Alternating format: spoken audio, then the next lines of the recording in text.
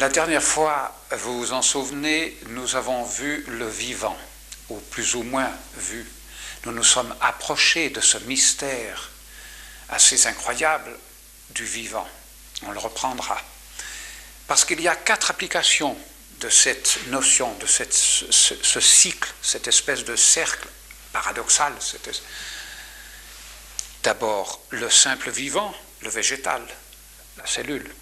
Ensuite, l'animal, l'homme, et ce avec quoi nous avons rendez-vous, rappelez-vous le premier cours, le corps social ou la société, qui elle aussi est un vivant, qui ressortit aux mêmes lois. C'est pour ça que nous avons besoin d'étudier ces formes inférieures du vivant, parce qu'elles nous serviront à comprendre cette chose incroyable qui va peut-être nous retomber dessus, qui est le corps social, la société, dont on sent peut-être mieux qu'à aucune autre époque à quel point nous en sommes dépendants. Elle pourrait se dérégler, on essaiera de voir pourquoi et comment, quel est son destin.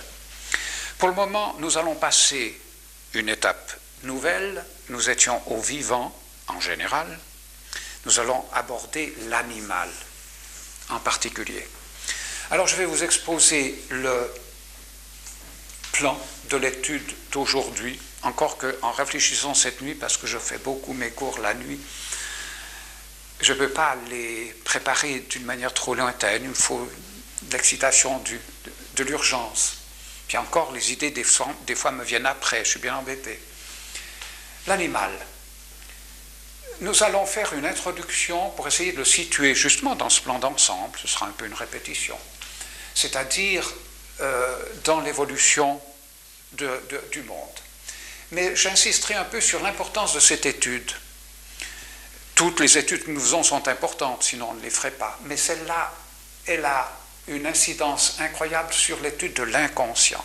Parce qu'on oublie souvent que nous sommes des animaux à part entière. Ce n'est pas un dépôt mort, l'inconscient, chez nous. Une sorte de puissant fond, des oubliettes de nos souvenirs qui de temps en temps reviendraient gentiment à la surface pour nous perturber. Non, nous avons en nous un animal à part entière, c'est-à-dire avec sa connaissance et son affectivité. On a vu que l'animal, par rapport au vivant, apportait 2 originalités. Il était connaissant, ce que n'est pas la plante, ce que n'est pas la cellule végétale, et il était sensible, c'est-à-dire il avait une affectivité, d'où la souffrance, évidemment. C'est le corollaire. Il est donc très important, cette étude est très importante parce qu'elle va nous révéler que notre inconscient est structuré. Il a une affectivité qui est à lui, qui n'est pas la mienne. Il se peut que lui n'aime pas des choses que j'aime, et puis l'inverse, qu'il n'aime pas ce que j'aime et qu'il n'aime ce que je n'aime pas. On verra ça, les structures d'inconscient. Ce sera quelques leçons, parce qu'on va aller fouiller dans cette espèce de subconscient. Puis ensuite, alors, c'est une introduction, on va le voir tout de suite, à l'éthique aussi. L'éthique, c'est la morale, c'est le bien et le mal que l'animal n'a pas. Il s'agira de savoir pourquoi et comment. Une fois que cette introduction sera faite, j'aborderai l'intelligence animale. J'ai hésité pour savoir si j'allais mettre des guillemets ici. Vous comprendrez mieux pourquoi j'ai finalement opté pour ne pas le mettre, parce qu'on peut parler d'intelligence animale. Nous le ferons avec une technique de démonstration tout à fait, pas originale parce qu'elle est vieille, mais originale pour notre époque, oui, je vous l'expliquerai. Étant donné que c'est un sujet délicat, où l'affectivité humaine, alors cette fois-ci, interfère, c'est-à-dire nous fait voir peut-être des choses qui ne sont pas, ou ne fait pas voir des choses qui sont. Dieu sait si dans ce problème animal, nous sommes un peu concernés, parce que c'est une relation privilégiée que nous avons avec les animaux. Alors il faut une technique démonstrative et rigoureuse, parfaitement mise au point. Vous verrez là, ce sera peut-être un peu technique, mais pas difficile, au contraire, c'est très simple. Mais c'est une rigueur extraordinaire. C'est comme ça que toute la philosophie traditionnelle a été édifiée jusqu'à Descartes, qui lui le premier a inauguré un discours philosophique, discours de la méthode, où on parle, on s'entretient, on discute, c'est plus littéraire qu'autre chose. Avant, pas du tout. C'était d'une austérité incroyable, c'était des articles précis, je vous en montrerai la démonstration. Elle culmine avec l'œuvre de saint Thomas, mais elle a poursuivi jusqu'au XVIe siècle. Il est bon d'en voir la technique. Et alors, on l'appliquera à cette question. L'animal est-il intelligent? c'est la démonstration per sic vel non, c'est-à-dire oui ou non. C'est du latin vraiment de cuisine, parce qu'il n'y a pas moyen de dire oui en latin. Mais enfin, au Moyen-Âge, il fallait bien qu'on le dise. Alors, per sic vel non, vous verrez comment ça fonctionne. Et j'espère arriver, au moins aujourd'hui, je ne sais pas si j'aurai le temps maintenant de voir la deuxième partie, c'est égal. Si on ne la voit pas, on la verra la prochaine fois. Le corollaire, c'est-à-dire après deux propriétés de l'animal par rapport au vivant, la connaissance et l'affectivité. L'affectivité, immédiatement, on pense à la souffrance animale. Alors, on essaiera de comprendre quel type de souffrance c'est. Alors là, je ne mets pas des guillemets. Il y a une souffrance animale, mais elle est évidemment différente de la nôtre. Il faudra comprendre ce que c'est que la réflexivité, la connaissance non réflexive et la souffrance non habitée. Lorsque ce traité sera fini, je ne peux pas savoir à peu près les dates, alors le plan pour la suite nous est tracé. Nous parlerons de l'inconscient. Une fois qu'on aura parlé de la souffrance animale, on aura les moyens de comprendre ce qui se passe dans notre inconscient, qui encore une fois est un animal à part entière, avec ses ruses, avec ses douleurs inconscientes. Évidemment, je n'en suis pas tout à fait indemne. Ce n'est pas parce qu'elles sont inconscientes qu'elles sont comme non existantes. Elles existent, elles peuvent me perturber. Mais on verra qu'il y a une cohérence, il y a une affectivité structurée. Et je vous donnerai des exemples, des histoires que je vous raconterai qui sont incroyables à première vue. On se dit, mais c'est pas possible que des choses comme ça aient pu se passer à l'intérieur d'un individu qui était complètement la dupe de ces mouvements affectifs internes. Ensuite, alors, on parlera de l'évolution, toujours dans la ligne de l'animal, pour faire la transition avec l'homme. Je vous donnerai une toute autre lecture de l'évolution. Enfin, on en parlera à l'époque, parce que Dieu sait si... Du reste, maintenant, on en est revenu de l'évolution, cette espèce, disons, de calme, transformation des organismes les plus simples aux plus compliqués. On en est beaucoup revenu. On voit que ça ne joue pas, la théorie de Darwin, pour des raisons même scientifiques, à plus forte raison philosophiques. Ensuite, on verra alors l'éthique, c'est-à-dire la grosse différence entre l'animal et l'homme, c'est que chez nous, aucun de nos actes n'est innocent. Il est bon ou mauvais, mais innocent, non. Il n'est pas amoral. Amoral veut dire sans qualification morale.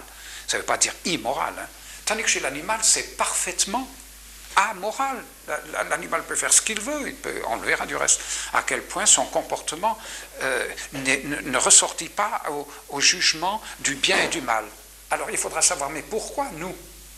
Et puis, l'esthétique, et je pense que ce ne sera pas cette année scolaire, et il me faudra probablement une année scolaire, donc de septembre à juin, pour parler de l'esthétique, ce qui est un problème de nouveau proprement humain. L'animal va nous lâcher à partir de l'évolution, c'est-à-dire il va, à travers cet poème extraordinaire, il faut le regarder comme un poème, l'évolution, c'est une chose d'un humour, d'une fantaisie, c'est absolument fabuleux. Si on veut le regarder dans cette optique que je vous proposerai, alors l'homme apparaît et apporte deux choses nouvelles dans l'évolution, justement, dans le monde. C'est le bien et le mal, et le beau et le laid, qui tourmentent l'homme autant l'un que l'autre, du reste. Le beau n'est pas aussi innocent qu'on pourrait l'imaginer. Il y a quelque chose d'extrêmement frustrant dans certaines manifestations du beau. Je ne me rappelle plus qui a dit le beau, c'est ce qui désespère. Ah, je crois que c'est Valérie qu'on est toujours. Le beau est ce qui désespère, et c'est pas si faux. Il y a quelque chose de nostalgique dans le beau. Quand on en fait l'expérience assez profonde, on se sent en exil. On sort d'un concert ou de la vision d'un beau visage ou d'une journée absolument fabuleuse du point de vue de l'esthétique, pas du point de vue de l'amitié, dans une sorte de sentiment de se dire mais on n'est pas fait, on retombe sur le plancher des vaches, c'est-à-dire qu'on se dit après tout c'est pas notre demeure, on aspire à autre chose, il faudra en rendre compte. Bon, alors nous commençons notre cours d'aujourd'hui qui est sur l'animal. Vous voyez cette ligne elle départage le néant et le vide. Si on n'y réfléchit pas trop, on aurait presque l'impression que le vide, c'est la même chose que le néant. C'est tout le contraire. Le néant, c'est l'absence de tout. Vous me direz, le vide aussi, le vide absolu, le vide interstellaire. Admettons qu'on enlève même les photons ou les neutrons qui pourraient se balader dans le vide interstellaire, est-ce qu'on n'aura pas le néant? Pas du tout. Parce que le vide, il est fait de cette chose incompréhensible et féconde entre toutes qui s'appelle l'espace.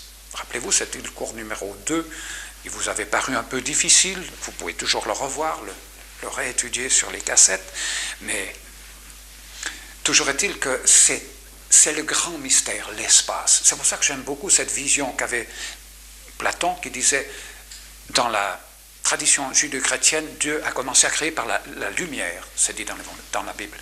Tandis que pour Platon, il a d'abord ouvert l'espace. Peut-être l'espace s'est ouvert avec le Big Bang, c'est-à-dire cette espèce d'explosion initiale, mais toujours est-il que le vide, c'est du vide dont tout procède, pas du néant. Je m'explique. Peut-être noter cette phrase parce qu'elle est traditionnellement très féconde et je la trouve vertigineuse quand on y réfléchit. Si une fois rien ne fut, attention, vous ne me pétez pas d'accent circonflexe sur le U, c'est ma déformation professionnelle, j'ai été professeur de français. Vous n'en mettez pas parce que c'est le passé simple, ce n'est pas le subjonctif. Si une fois rien ne fut, éternellement rien ne sera. Je ne sais pas si c'est cachetant un des disciples de saint Thomas, enfin c'est une phrase qu'on disait en latin, c'est le principe évident, je ne peux pas vous le prouver, c'est évident, comme les lampes sont allumées. Je répète, si une fois rien ne fut, éternellement rien ne sera. C'est-à-dire du rien, pas du vide, du rien, rien ne sortira. Faire commencer le Big Bang comme un mouvement absolu à partir du néant, ça n'a pas de sens. Parce que je crois que n'importe qui, d'un peu sensé, pourrait comprendre que si une fois rien ne fut, mais rien, ni un créateur, ni un esprit, ni rien, éternellement rien ne sera. Par contre, du vide, tout peut sortir, tout est sorti à partir de l'espace, puisqu'on avait défini la matière, les constitutifs de la matière, comme des plissures d'espace. C'était un peu difficile à comprendre, mais la science nous habitue à ces curiosités de dire que la lumière, elle a deux figure, on peut se la représenter de deux manières, corpusculaire ou ondulatoire. C'est-à-dire, ou bien c'est un pur plissure d'espace qui expliquerait que les corps s'attirent les uns les autres dans l'univers, la Lune est attirée par la Terre, le Soleil attire toutes les planètes, parce qu'elle est faite de plissure d'espace, donc l'espace est courbe.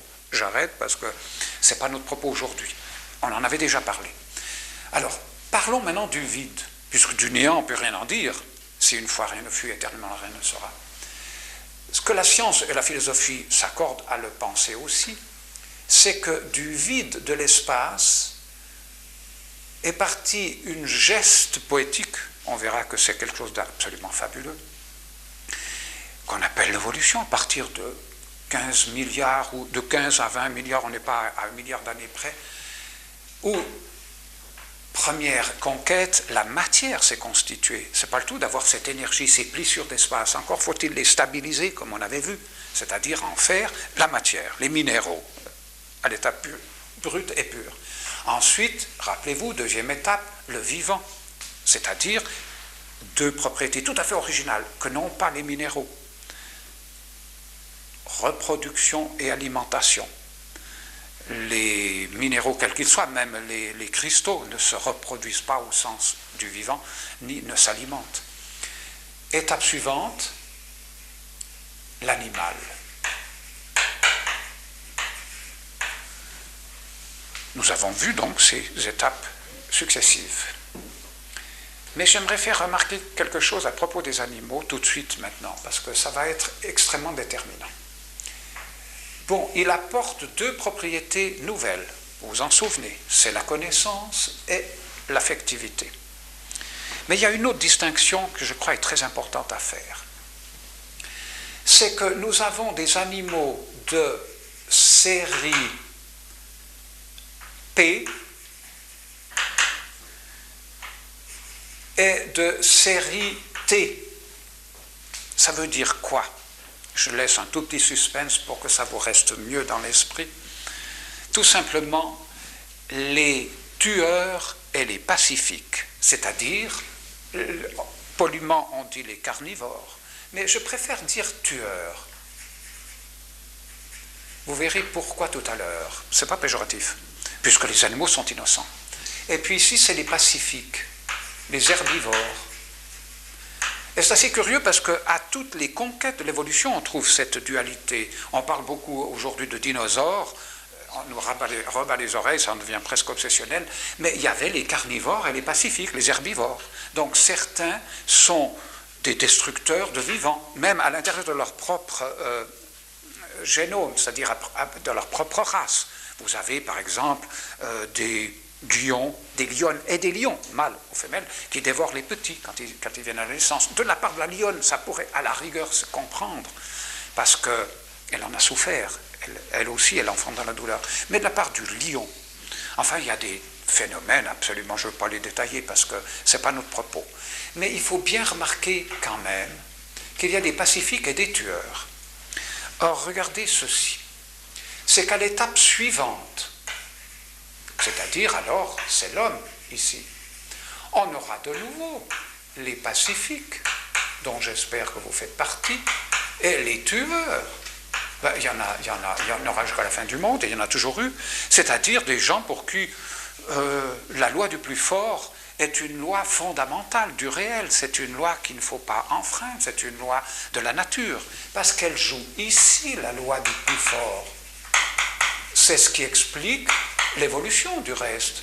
Elle s'explique que par le fait que les plus aptes, les dominants, enfin, on en parlera de l'évolution justement. Mais c'est évident que, du reste, nous en sommes les bénéficiaires.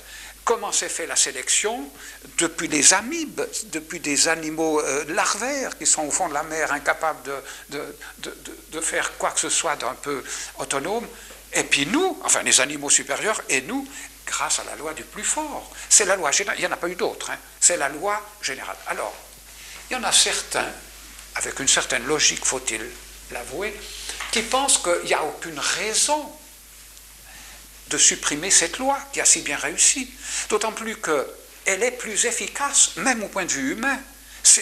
On peut hurler, on verra qu'on a raison, mais contre la sélection naturelle humaine, c'est-à-dire les génocides, c'est-à-dire les purifications ethniques, c'est-à-dire les entités plus fortes détruisent les autres, il n'y a pas besoin de chercher au Moyen-Âge, hein, purification ethnique.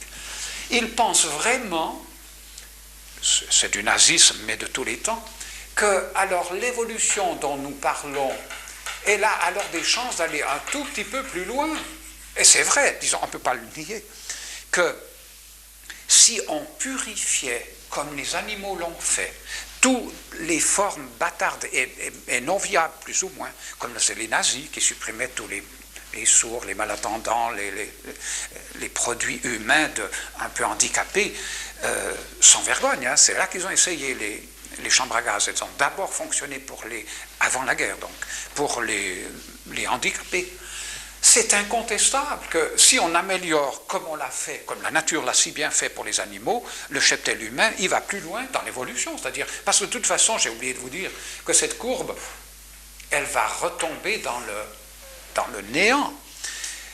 Soit l'univers, s'il est en extension, les savants s'attendent à découvrir dans les années qui vont dire si on peut déjà prévoir qu'il va faire le mouvement inverse à partir d'un certain moment, c'est-à-dire revenir au point de départ, c'est-à-dire se recontracter, mais peu importe ça, je ne suis pas compétent pour vous le dire, ni personne. Mais alors ce dont on est sûr, c'est qu'alors notre univers à nous, alors lui, il a une durée de vie limitée et chiffrable, c'est-à-dire que le Soleil va devenir comme toutes les autres étoiles, une naine blanche, pas une naine blanche, il y a un mot technique qui m'échappe, il va grossir, il va carboniser toutes les planètes qui sont autour, et ça on le sait, disons, c'est un processus chimique connu. Donc il y a un moment donné, mais nous aurons disparu bien avant, pour d'autres raisons, nous, parce que ça va chauffer, c'est le cas de dire. Alors je pense que La loi du plus fort nous amènerait éventuellement peut-être plus loin. C'est la loi de la vie, du moment que tout sera fini. Qu'est-ce que ça peut bien faire qu'on ait prolongé la loi du plus fort ou pas? Il me semble que ce serait plus raisonnable de la prolonger pour le bien-être de ces apparitions humaines en dehors du néant. Mais tout le monde conviendra, enfin j'espère vous, que ça n'est pas soutenable. Ici, les pacifiques et les tueurs ne sont pas à égalité, tandis que là, on constate qu'il y a des carnivores et des herbivores, on ne va quand même pas leur faire des procès. Pas chez l'homme. Mais au nom de quoi? Dans la stricte évolution. Pourquoi l'homme, qui est le produit ultime de cette évolution animale, qui nous a précédés pendant des millions d'années, c'est vertigineux, en une journée, nous occupons que le dernier quart d'heure du 23h, 3/4 de l'évolution, si elle commence avec le matin, si elle commence à minuit, dans une journée, proportionnellement. Alors, d'où vient cette espèce, disons, de loi, ou non, du droit du faible? Ici, il n'y a pas de droit du faible, c'est la loi du plus fort. Alors, nous avons introduit la loi des faibles. C'est très difficile. Tout le monde le ressent, c'est vrai. On n'a pas le droit de tuer un gosse parce que, je ne sais pas, il n'est pas tout à fait normal. Enfin, une fois qu'il est constitué, on n'a pas le droit d'aller dans les hôpitaux, comme l'ont fait les nazis, pour les zigouiller tous ceux qui sont plus ou moins pas assez performants. Il y a quelque chose qui révulse. On n'a pas le droit de faire la purification ethnique avec des femmes et des enfants parce qu'ils sont un peu plus pauvres, ou bien des races. On n'a pas le droit. On sent ça, hein. Mais il faut pouvoir l'établir, mais dire, mais pourquoi? Et pas pour des raisons religieuses. Parce que la religion, ce n'est pas de la philosophie. Si quelqu'un n'accepte pas votre religion, s'il dit non, moi je n'entends pas ce discours, vous allez lui dire quoi? C'est pas celui qui criera le plus fort. Remarquez qu'en Yougoslavie, c'est bel et bien ça, hein? C'est la religion du plus fort. Il faut pouvoir l'établir d'une manière rationnelle. La première chose à faire, et je vous prie de bien considérer ce qui est en cause, c'est de faire une distinction entre l'animal et l'homme, d'un point de vue philosophique fondamental, parce qu'on est en train de confondre les deux genres. Si ça n'avait que des conséquences sentimentales, écologico-sentimentales, ce ne serait pas grave. Mais c'est toute une philosophie de l'homme qui est en cause. Et je vais vous dire une chose qu'on ignore. Les premiers protecteurs des animaux, c'est une chose assez récente dans l'histoire de l'humanité. Avant, nos frères inférieurs, à part Saint François d'Assise, qui avait une petite connotation déjà, il était très en avance sur son siècle, d'amour des animaux, ça nous a bien passé. Si on regarde au siècle passé ou au siècle avant, on n'en parle pas. C'est assez récent, les sociétés protectrices des animaux, cette sorte de sensibilité collective que nous avons, c'est indéniable. Mais vous savez qui c'est qui a commencé? Il faut bien que ça ait commencé une fois. Ce sont les nazis. On oublie ça. Les premières lois qui interdisent le gavage des oies. Vous savez qu'aujourd'hui, c'est revenu sur le tapis, puisqu'on voudrait interdire le foie gras en Suisse, parce qu'il est le produit d'une torture épouvantable faite aux animaux qui sont les oies. Mais vous savez qui c'est qui a émis la première... D'abord, une loi. On n'a encore pas de loi, nous. Eh bien, c'est en 1933, c'est Hitler. Tout simplement interdit le gavage des oies. Ça n'a pas survécu au nazisme. Le transport des animaux dont nous nous scandalisons, il y a des choses épouvantables qui se font, hein. Entre l'Est et l'Ouest, c'est abominable, dans quel état ils arrivent dans nos abattoirs. Ce sont les nazis. Pourquoi? Mais il y a une raison très simple. Parce qu'eux, ils s'inspirent des animaux, c'est-à-dire ils veulent prolonger la loi du plus fort. Alors, plus on diminuera la différence, le seuil entre l'homme et l'animal, plus on le réduira, soit en élevant l'animal, soit en abaissant l'homme. La plupart du temps, c'est en anthropomorphisant l'animal. Anthropomorphiser, je pense que je n'ai pas besoin de traduire, ça veut dire les faire à l'image de l'homme, leur donner une dimension anthropomorphique, ne serait-ce que dans la souffrance qu'ils ont. Dans ce cas-là, les nazis et toutes les droites, j'oubliais, Actuellement, il y a une droite, elle n'est pas nazie, mais enfin, si on lui laissait la bride sur le cou, je pense qu'on n'en serait pas loin. La droite, les ultras de la droite en France, avec Le Pen et compagnie, eux aussi, ils ont un département, un ministre de la protection des animaux. Mais c'est très logique, puisqu'en fait, ils s'inspirent des animaux pour dire la loi du plus fort, donc l'évolution, la race, les blancs, évolués que nous sommes, peuvent dominer les plus faibles, donc les chasser, et s'inspirent aussi de territoires animaux. Vous savez que les animaux sont très féroces pour défendre leur territoire. Mais ça, c'est des idées de droite du fascisme. Alors, on comprend que si vous ne mettez pas une différence objective, précise, nette, claire, et non pas sentimentale, je fais tout à fait bon droit aux sentiments. Ils sont légitimes, mais en philosophie, c'est autre chose. Je suis tout à fait d'accord qu'on puisse aimer les animaux, on ne les aimera jamais assez, pourvu qu'on sache distinguer entre les deux situations, celle de l'homme et celle de l'animal. D'où l'importance de cette étude, non seulement parce qu'elle va nous illustrer notre inconscient, mais parce qu'elle pose le problème de l'éthique. Mais comment dire que ce qui est permis aux animaux, ce qui est innocent de leur part, dans la sexualité ou autre, il n'y a pas une morale sexuelle pour les animaux, sauf si c'est gênant, on cache aux enfants quelques spectacles un peu, puis encore, actuellement on est moins bégueule. Alors pourquoi importer des lois abstraites et arbitraires chez l'homme? Je vais vous lire un texte qui m'a beaucoup frappé, que je viens de découvrir, c'est assez providentiel. Enfin, les intellectuels français commencent à s'occuper des animaux, ils le disent du reste. Visiblement, les temps ont changé. C'est une étude qui a été faite où on a eu Luc Ferry, Elisabeth de Fontenay, avec Alain Finkielkraut, qui est un jeune philosophe actuel en France. Visiblement, les temps ont changé. C'est-à-dire, avant, on se désintéressait de la question animale. Il n'y a pas dans la philosophie traditionnelle, ni chez Kant, ni chez Hegel, sauf pour des exemples. Mais le problème de l'animal n'a jamais été traité en tant que tel, comme nous allons le faire, nous. Nos amis les bêtes sont sortis de la niaiserie écologico-sentimentale. C'est vrai, écologie et sentimentale. Quand ils parlent des animaux, c'est un peu bébête, c'est un petit peu naïf.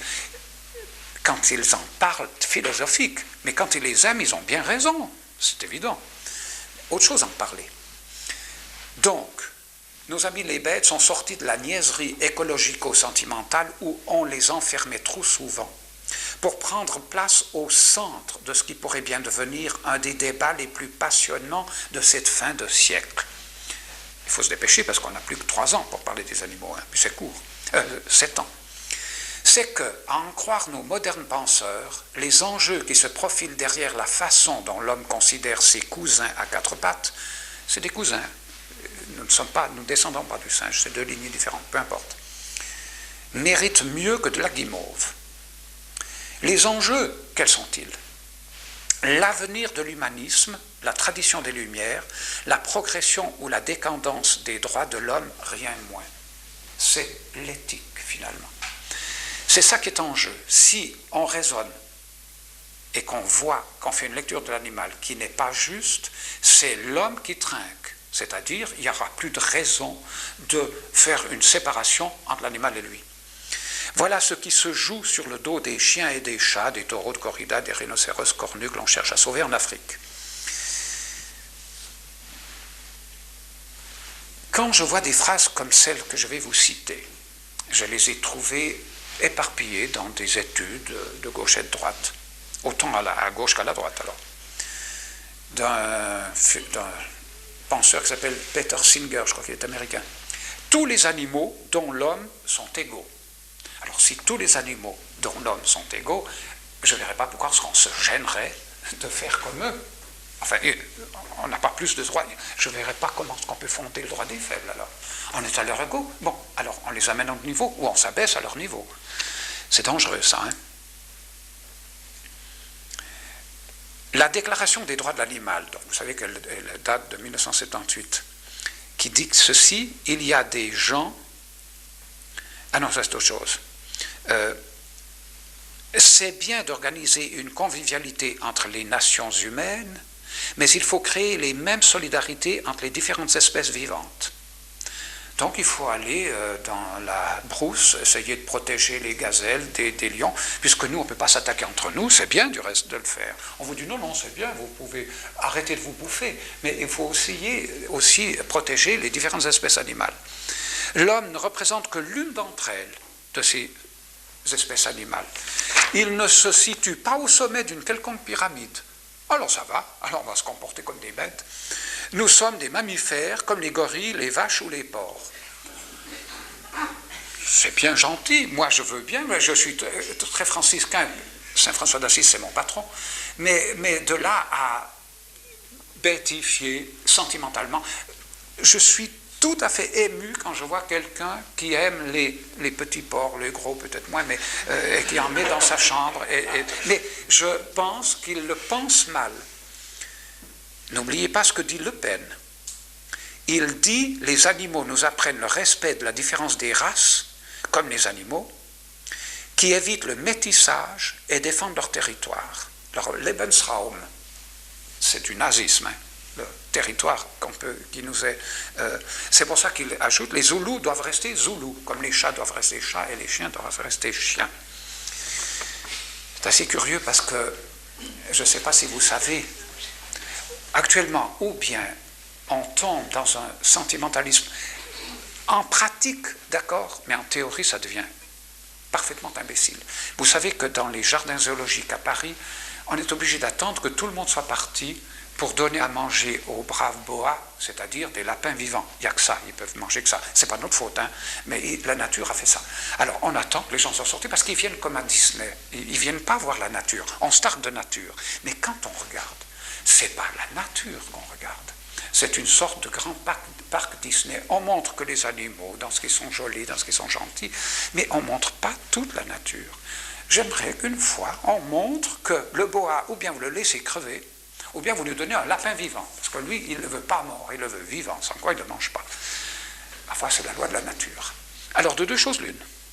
Ou bien vous montrez que l'homme n'a pas le droit de le faire parce qu'il y a quelque chose de différent, alors il faudra mettre la différence entre l'homme et l'animal, ou bien alors vous autorisez la même chose, alors on donnera des Bosniaques à manger aux Serbes et compagnie, on ne verrait pas pourquoi on ne le ferait pas, du moment qu'un jour tout sera fini, qu'est-ce qu'on peut bien faire? Je pense que ça vaut la peine d'aborder le premier chapitre, l'intelligence animale, c'est-à-dire sa connaissance, de quel ordre elle est. Évidemment, le plus important, ce sera de voir sa souffrance, finalement, c'est ça qui est en jeu, avec le droit des animaux et toutes ces nouvelles, surtout il y en a, la Cour internationale de justice des droits de l'animal. Il ne faudra pas aller trop loin parce que ça finira par devenir vraiment le monde à l'envers. Premier chapitre, l'intelligence animale. Nous allons provisoirement définir l'intelligence parce qu'il ne faut pas envoyer un mot sur lequel on ne s'entend pas et nous nous y tiendrons. Mettons simplement que l'intelligence, c'est comprendre ce qu'on fait ou ce qu'on dit. Ce n'est pas de le répéter bêtement, justement, puisqu'on dit bête, mais c'est de comprendre ce qu'on fait. On le verra mieux en cours de route, mais ça va, c'est une définition juste. C'est la compréhension, prendre avec, comprendre ce que je fais et ce que je dis. Bon, alors, les animaux sont-ils intelligents? Au sens, comprennent-ils ce qu'ils font ou ce qu'ils disent? Eh bien, nous allons utiliser une méthode, une technique de démonstrative avec laquelle j'ai fait toutes mes études philosophiques et que je trouve irremplaçable et formidable. C'est parce qu'on l'a abandonné, cette technique, cette rigueur, qu'on peut dire n'importe quoi et son contraire et qu'on ne s'entend plus, on discute sur des plans différents. Il faut entendre deux philosophes discuter, c'est à se taper par terre de rire. Cette technique a été mise au point, je ne sais pas par qui. Saint Thomas l'a utilisée, évidemment. Toute son œuvre, elle est faite de cette technique démonstrative, c'est-à-dire, c'est un article, chaque question posée est posée sous la forme d'une interrogation per sic vel non. Est-ce que oui ou non? On peut réduire toute la vie intellectuelle à un système binaire. C'est oui ou c'est non, comme le font l'électronique, comme le fait l'électronique du reste. C'est un système binaire.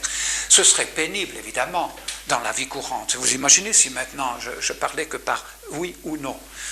Ce serait insupportable. Et pourtant, dans la philosophie, cette technique, ma foi, c'est pas du roman, c'est pas de la littérature, c'est pas du Sartre qui écrit des thèmes philosophiques dans une pièce de théâtre, non. C'est même pas du Platon qui écrivait la philosophie dans des dialogues très amusants, très séduisants. Non, toute science a besoin d'un instrument, et bien cet instrument a été mis au point à travers les siècles de la fin du Moyen-Âge jusqu'au XVIe siècle. Une question est posée par oui ou non. Ensuite, une série d'objections. On commence par dire non quand on dira oui, ou oui quand on dira non. Les objections, il y en a plusieurs des fois. C'est assez amusant du reste de voir la première question que pose saint Thomas d'Aquin, qui a utilisé cette technique toute sa vie évidemment. Dieu existe-t-il? Utrum sit Deus. C'est oui ou non, vous comprenez, il n'est pas à moitié. Alors on commence par dire videtur quod non, voyons que Dieu n'existe pas. Et il donne de sérieux arguments, pas des petites approximations, puisés chez les philosophes, enfin c'est des arguments. Ce sont des arguments argumentés, c'est-à-dire qu'ils ne sont pas des petites impressions. Nous allons faire la même chose. Nous allons donner 3, on aurait pu en mettre 10, mais j'en ai pris 3 objections qui montrent que l'animal semble comprendre ce qu'il fait, c'est-à-dire qu'il semble être intelligent. Peut-être, mais il a accédé à cette aube de l'intelligence. Ensuite, le 7 contrat. Je mettrai toutes ces étapes au tableau noir. 7 contrat, ça veut dire, mais c'est le contraire. Donc j'ai donné des objections. Après, il faudrait définir ce que nous allons démontrer. Alors le 7 contrat, tu vois, on emploie encore, c'est des fois le mot, c'est le 7 contrat. Je crois qu'il est dans le dictionnaire. C'est une expression latine qui veut dire, mais c'est le contraire. Je vous oppose un 7 contrat, qui donne alors le sens de notre position, de notre thèse. Elle ne démontre rien. Elle affirme simplement. Nous dirons, l'animal n'est pas intelligent, mais on ajoutera quelque chose, vous verrez, qui nuancera. Non pas, le non sera un non absolu, mais on verra qu'on peut quand même parler, mais d'une manière analogique de l'intelligence. Ensuite, la démonstration, elle peut être plus ou moins longue, mais c'est une démonstration rigoureuse. Jusqu'à présent, je n'ai rien démontré. J'ai pris des objections, j'ai affirmé dans un 7 contrat. Maintenant, il s'agit de démontrer quelque chose qui soit rigoureux. Nous le ferons. Et ensuite, on n'est pas quitte. On doit répondre à chacune des objections, parce qu'elles restent pendantes. Moi, j'ai fait une démonstration, mais les autres aussi. Et alors, on appelle ça la réponse aux objections, ad primum à la première objection, ad secundum à la deuxième objection, ad tertium. On disait ça, c'est une langage philosophique, un ad primum, c'est-à-dire à votre première objection. Et c'est souvent dans la réponse aux objections que la question s'avère la plus pertinente, enfin qu'on la saisit le mieux. Combien de fois dans un article philosophique de saint Thomas Oudé suivant, on cite un ad primum ou un ad secundum quand il répond à la deuxième question, et à quel point la démonstration est valable, mais elle risque souvent d'être un peu abstraite, un peu technique. Tandis que quand on répond à l'objection, c'est souvent la lumière qui se fait. Vous verrez que ce sera bien le cas. Je commence alors à faire la démonstration per sic vel non sur l'intelligence des animaux. Alors je mets la question, article 1, bon, ça c'est pour s'amuser. Utrum sit animalia ou bruta intelligentes, mais je mettrai les animaux sont-ils intelligents? Sont-ils intelligents? C'est pour ça que j'ai mis l'interrogation avant, pour faire bref. Question à laquelle nous allons répondre per sic vel non, par oui ou non. C'est important. J'ai oublié de vous dire que c'est un petit entracte. Vous avez vu chez moi l'œuvre de saint Thomas, ces in-folios que j'ai, ils sont tous à longueur de page, et Dieu sait si les pages sont grandes, puisque c'est un in-folio. Un in-folio, pour ceux qui ne le sauraient pas, c'est 4 fois plus grand que la feuille A4, c'est-à-dire la feuille A4 tout le monde sait ce que c'est du A4 ou du A5 ou du A3 avec les photocopieuses, vous imaginez. On ne sait pas que c'est 4 fois l'infolio, c'est-à-dire l'infolio, c'est une grande feuille qui n'a pas été pliée, qui est pliée en 2 évidemment pour faire le livre. Il y a déjà une première plissure. Hein. Ensuite, si vous la pliez encore 2 fois, vous obtenez le A4. Je referme l'infolio.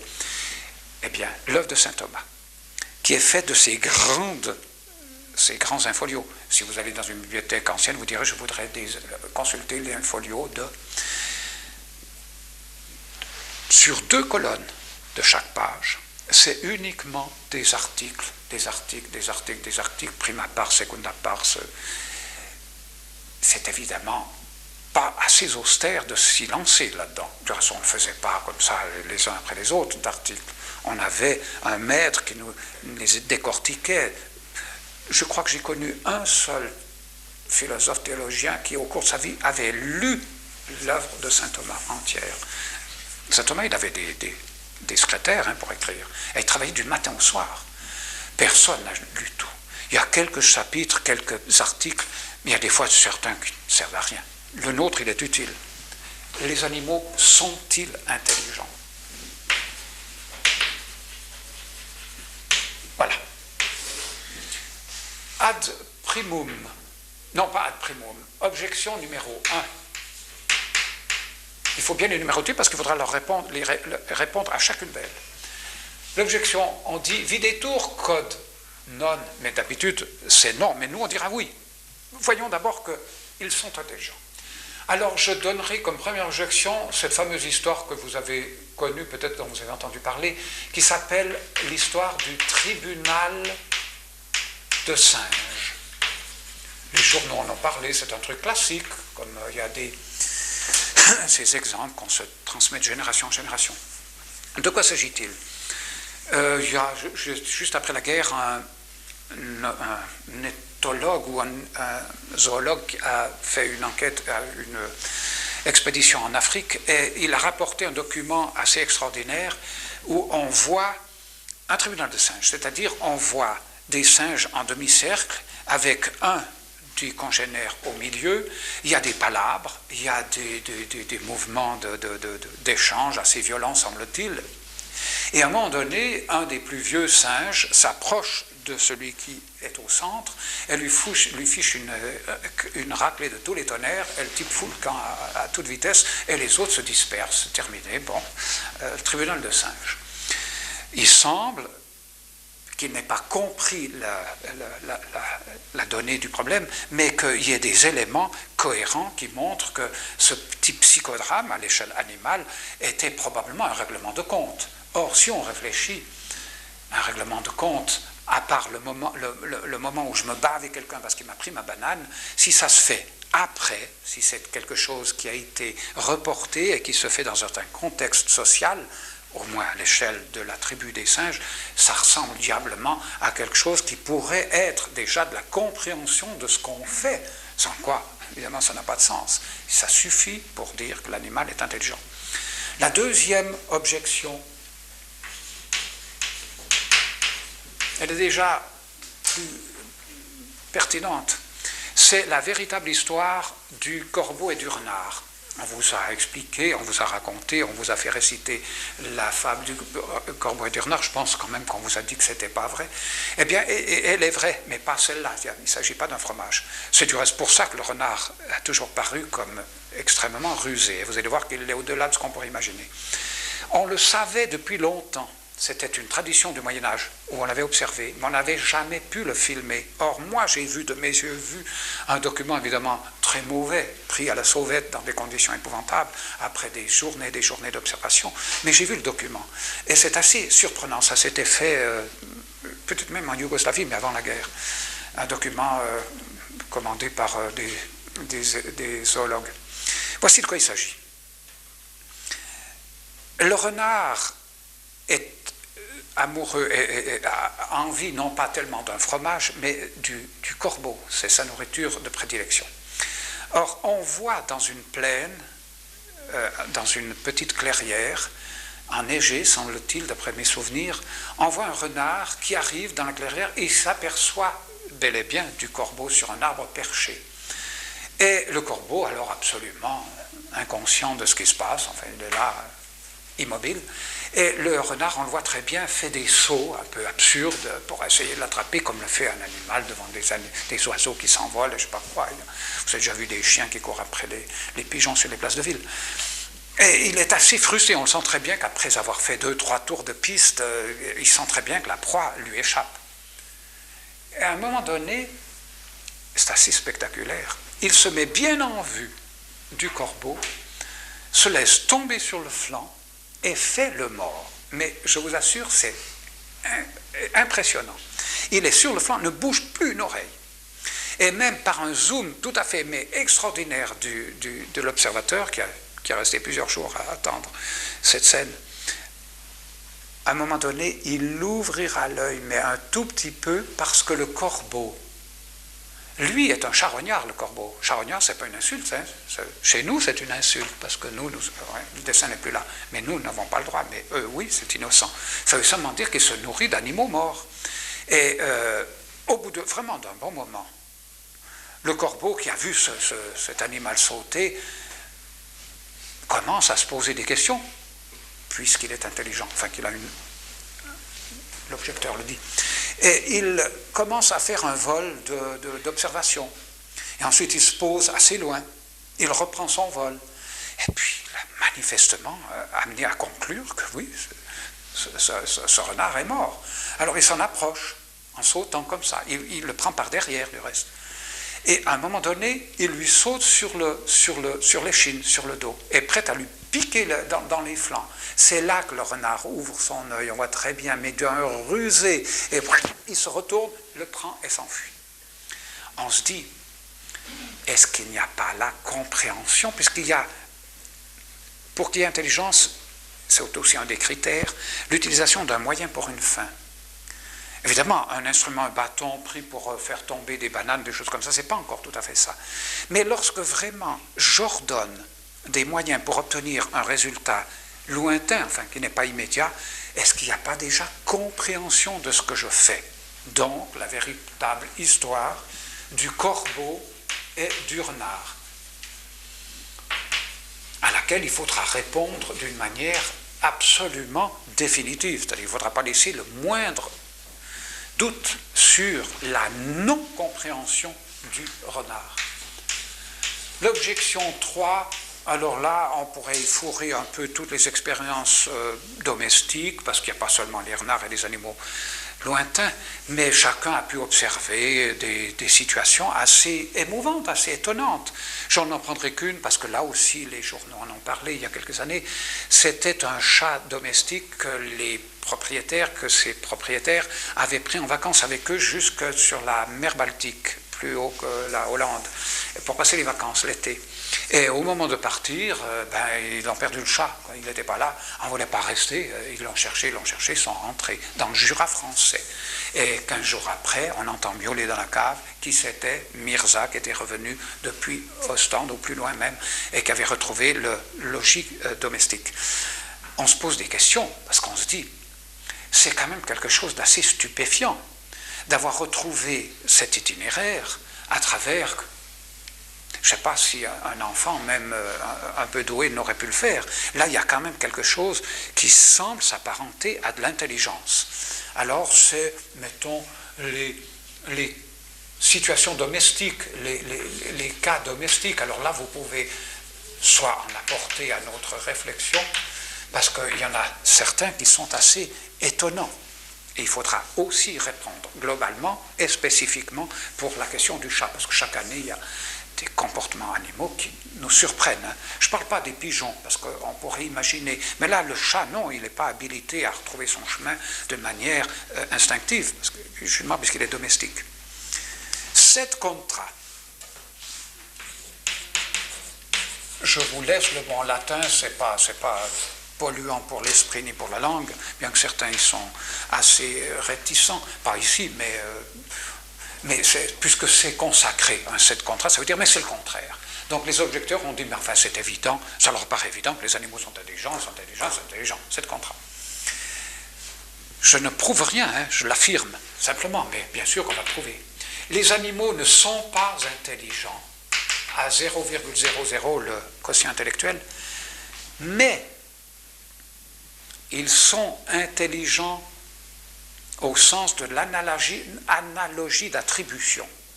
Donc, il n'est pas faux de parler d'intelligence animale. La preuve, c'est qu'on le fait tous les jours, en disant ce chien, telle race est plus intelligente qu'une autre. On pense que les dauphins, quand même, sont plus intelligents que les sardines. Et on dit quelque chose qui est intelligible. Ce n'est pas un abus de langage. Les gens vous comprennent. Et puis, je crois que ce n'est pas faux. Je vais vous le montrer, que ce n'est pas faux du tout. Mais encore faut-il le préciser. Et peut-être là que vient toute la confusion.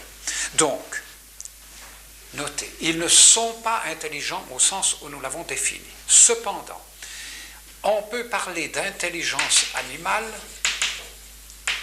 selon l'analogie d'attribution. Alors, qu'est-ce que l'analogie d'attribution? Là aussi, on est dans un domaine un peu technique. Il y aura un peu de technique, pas trop difficile, vous verrez, c'est très précieux, ça, parce que, de fait, vous l'utilisez sans le savoir. Vous êtes des monsieur et des madame Jourdain qui parlez philosophie, qui faites des lois de logique sans vous en rendre compte. Mais c'est encore mieux d'en prendre, de savoir comment l'esprit procède, comment notre intelligence procède. Petite parenthèse.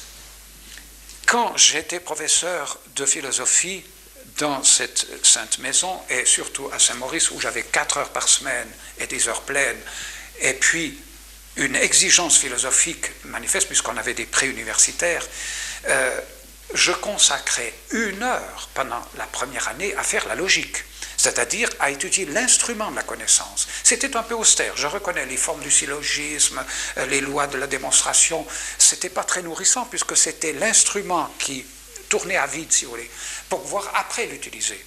Bien sûr, je ne faisais pas les 4 heures de semaine pendant une année, 1 heure. Bien sûr qu'on voyait ce système, alors, mais je ne le ferai pas avec vous, parce que d'abord, on n'a pas 4 heures par semaine, et puis, je ne prendrai que les éléments dont j'ai besoin. Alors, vous allez voir, c'est assez passionnant comment l'intelligence procède. Elle a sa technique, et elle est universelle, ça vaut pour tout le monde. Les philosophes se sont demandé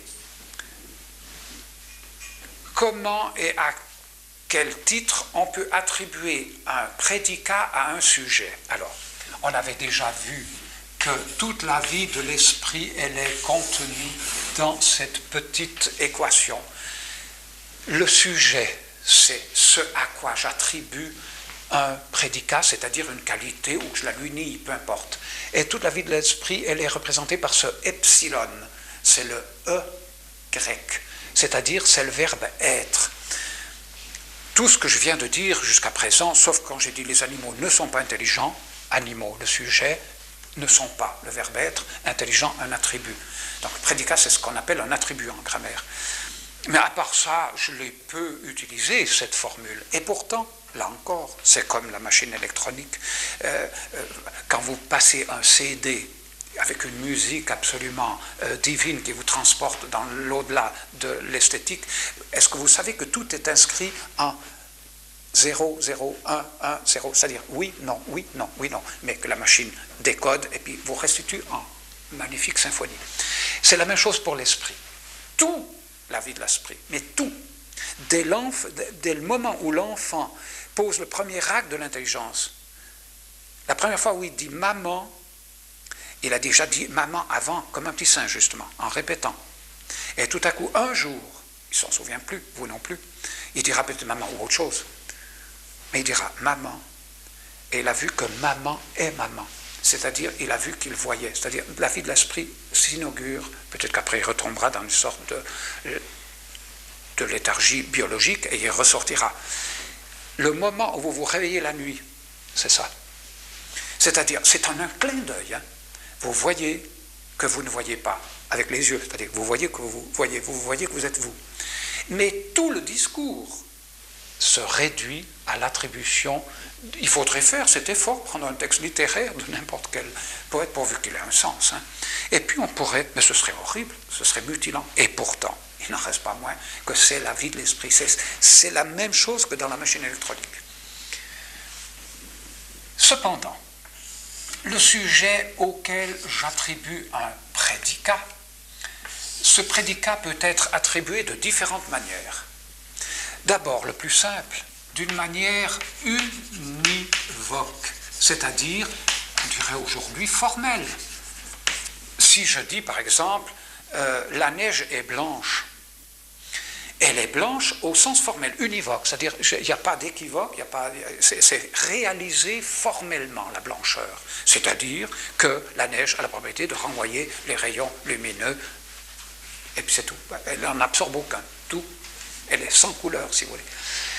Par contre, tout le monde comprend que quand je dis j'ai passé une nuit blanche, blanc ne s'applique pas, mais ça a un sens, vous avez très bien compris ce que c'est, mais pourtant ça ne s'applique pas à ma nuit comme le blanc s'applique à la neige. Alors, c'est d'une manière analogique. C'est-à-dire, ça n'est pas formel, ma nuit n'est pas blanche comme la page est blanche. Encore qu'on peut dire, je suis devant la page blanche alors que je suis peut-être devant du papier de couleur. C'est une voie analogique. Et là, il y a deux manières. En fait, j'ai un peu simplifié parce qu'on retrouvera une mystérieuse, l'analogie de proportionnalité propre. Je simplifie parce que je n'ai pas besoin pour aujourd'hui. C'est très facile à comprendre que quand je dis la neige est blanche, je dis quelque chose qui est formellement réalisé. Quand je dis ma nuit est blanche, ça n'est pas formellement réalisé. Mais analogique, parce qu'il y a une relation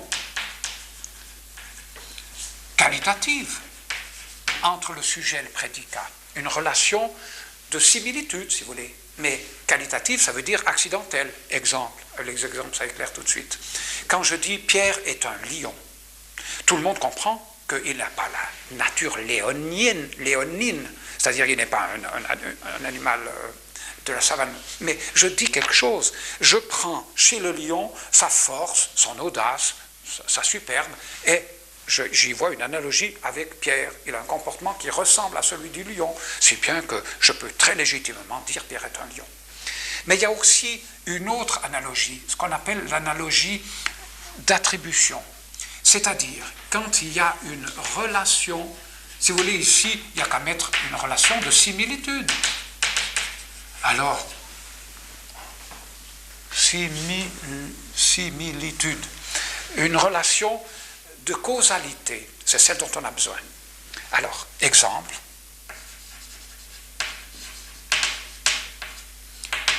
Quand je dis par exemple, non, ça c'est un exemple, ce n'est pas une distinction, une division, c'est seulement un exemple.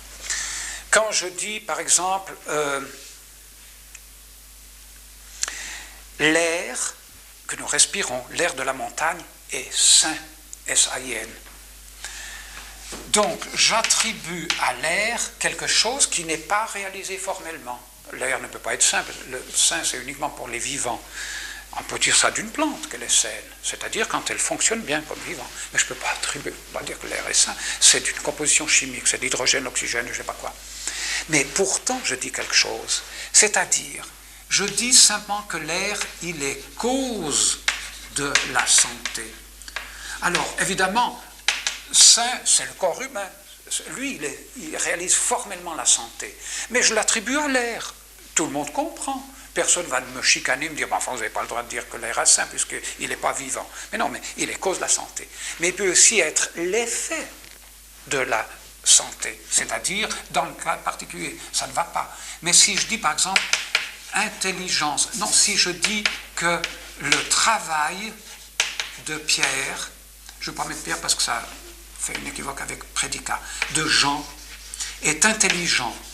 Alors, c'est Jean qui est intelligent, et pourtant, j'attribue à son travail l'intelligence. Donc, ici, c'était cause, et puis ici, c'est l'effet. Alors, tout le monde comprendra, les élèves, alors quand je prends cet exemple, alors je garantis qu'ils le savourent, si je vous rends votre travail de philosophie et que je vous dis, ça c'est un travail intelligent, c'est vous qui êtes flatté. Vous ne dites pas, comment il a fait mon travail pour être intelligent? Évidemment, il ne peut pas être intelligent parce que c'est d'une feuille de papier. Mais ils savent très bien que c'est d'eux que je parle. Et je ne me paye pas de mots. Je dis quelque chose de vrai. Et ils le savent très bien. Donc, je peux attribuer un prédicat à une réalité qui ne la réalise pas. votre travail est intelligent, et pourtant je dis quelque chose. En ce sens, les animaux sont intelligents. C'est-à-dire, l'intelligence animale au sens formel, non. C'est-à-dire, ce n'est pas univoque. Et pourtant, évidemment, on fait la confusion. Ce n'est pas l'univocité de l'intelligence humaine, si peu que ce soit. Il ne s'agit pas d'une question de degré. Si j'en découvre une trace, ça suffira à dire qu'ils sont intelligents. Parce que chez l'homme, souvent, il ne fait pas preuve de beaucoup d'intelligence. Par contre, il est intelligent au sens de l'analogie d'attribution. Alors là, il a un comportement extraordinairement intelligent. Et on le verra à quel point ça peut aller. Ce qui va beaucoup nous étonner, c'est à quel point alors notre inconscient est intelligent, de la même intelligence. Mais il faut bien l'avoir, parce que c'est là où on ne se méfie pas. Peut-être maintenant on est en train un petit peu de découvrir, quoique, encore une fois, Freud a bloqué la recherche avec son schéma pesant, avec une lourdeur incroyable, où tout est sexuel uniquement, c'est une frustration, et puis on n'en sort pas.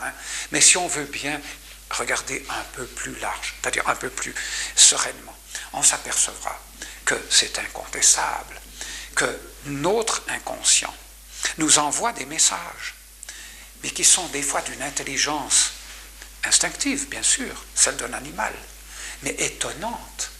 Je ne parle pas des prémonitions, des choses qui sont des parapsychologies, la parapsychologie, mais certaines maladies, certains petits désagréments qui sont des messages qu'on ne sait pas décrypter, parce que, justement, on n'a pas compris l'intelligence animale.